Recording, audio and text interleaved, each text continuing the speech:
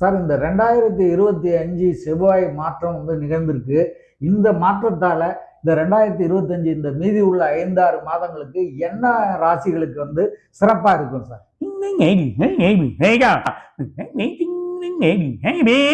துலாம், ரிஷபம், மிதுனம் இது 3மே நல்லா இருக்கும்.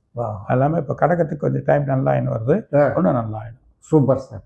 சார் இப்போ வந்து இந்த அரசியலில் நீங்கள் சொன்ன மாதிரி எதிர்கட்சிகளில் வந்து மிகப்பெரிய சலசலப்பு, கூட்டணியில் சலசலப்பு போயிட்டு இருக்கு. ஒரு மிகப்பெரிய தலைவர், முன்னாள் முதலமைச்சர், அவர் கூட வந்து அந்த கூட்டணியில் என்ன சரியாக மதிக்கலைன்னு சொல்லிட்டு அவர் விலகி எதிரணிக்கு போகிற மாதிரி தெரியுது.